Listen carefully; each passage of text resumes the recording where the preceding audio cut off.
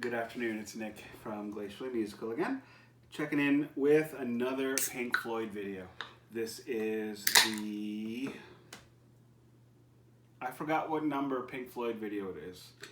5, I think 5. Today we are pouring a delicious pint of beer to begin with, because it has been a rough work day and it's beer 30 in my house. The delicious STL IPA, or the Stalipa, as it's also known. It is a 10% Imperial India Pale Ale, and is a pint, so I need one of those. Today we are looking at what I consider to be some of the coolest records in the Pink Floyd catalog. Well, the Pink Floyd related catalog, because obviously these are Roger Waters records. I'm just going to put them right here, I guess. First one is his first solo outing, The Pros and Cons of Hitchhiking. As everybody knows, this one he actually brought the demos of this one to Pink Floyd and Bob Ezrin when they were getting ready to record After Animals, and he said, I'm going to do one as a solo record and one as a Pink Floyd record. Which one do you want? And you can tell it's definitely still influenced by The Wall and probably a little bit of the Final Cut. There's probably a couple of tracks on here that were reworked. Which Final Cut was very much influenced by The Wall, but you can tell it's still got the Wall font. This is obviously an American pressing, which is why it has the black bar over the lady's bum. Love that beer. On the back, let's actually pull it out of the slip cover. Now this one is interesting because it has Jack Palance as one of the actors on here, one of the voice actors.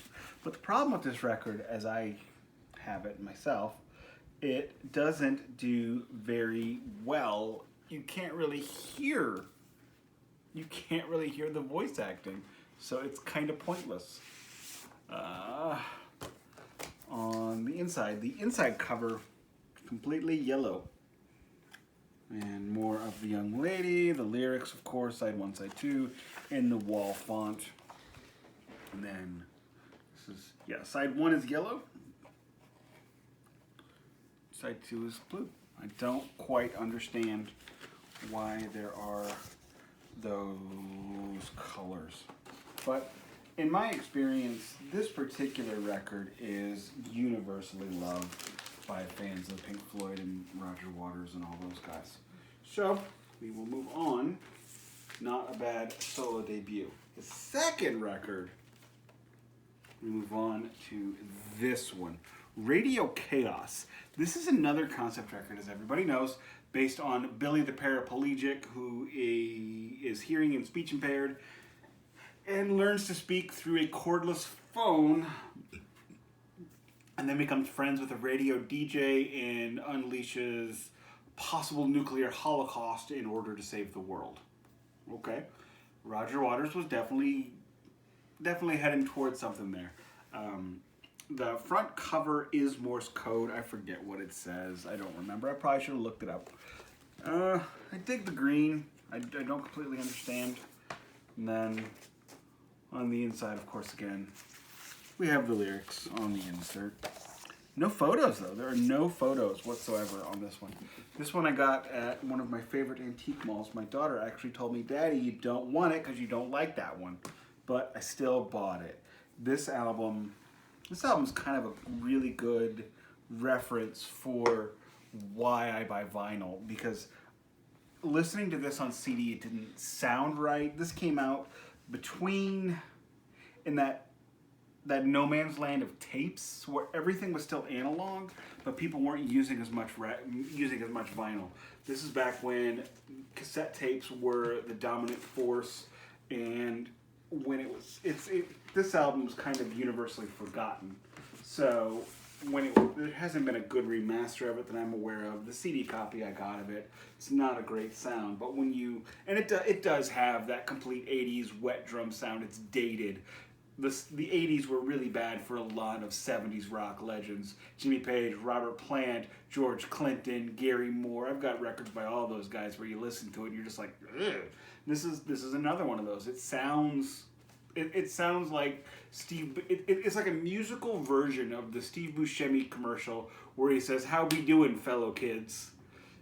He was trying. They were all trying to fit into a sound, into an era that wasn't theirs, when they should have just kept moving forward on their own. So not that great. It's not bad, but it is the worst of the four. Now, in my humble opinion, for what it's worth, Amused to Death is possibly the best record that Roger Waters has done. It would have been better as a Pink Floyd record, just like they all would. But that was Pink Floyd. Pink Floyd was what the other members of the band could take out of Roger's ideas and turn them into a multifaceted and beautiful thing. When Roger made a record, when he does a solo record, it sounds like Pink Floyd, it feels like Pink Floyd, but it's not Pink Floyd. It's definitely more Pink Floyd than the Pink Floyd records without him are, but he needs a little help. This one also actually features Jeff Beck. So the first solo record has Eric Clapton. This album has Jeff Beck.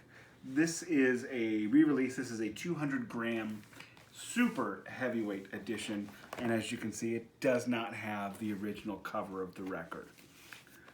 For the first time, the lyrics are on inside of a gatefold.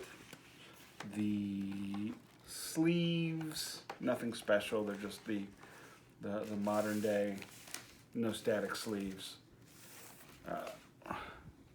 Very sturdy, very heavy records. This one, I'm actually probably going to put this on the turntable after we get done with this, just because I want to listen to it again because it's amazing. It really is my favorite. This was something I had to buy special. I bought it a few years ago when I was starting getting into this, and no regrets. I think I spent $50 on this pressing. It's obviously an import pressing. I want to say it's a Hong Kong pressing. I don't know for sure.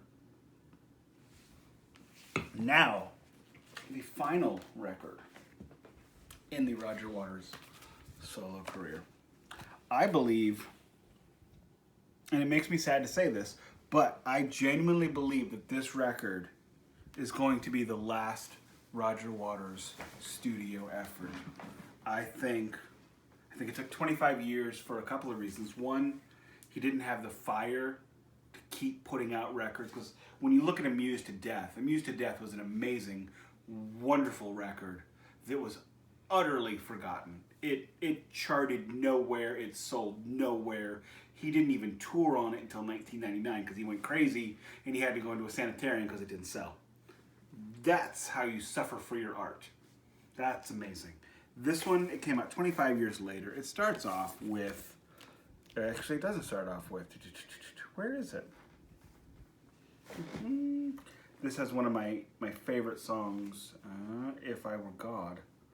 And I don't know which one that is. Apparently that is not the actual name of the song.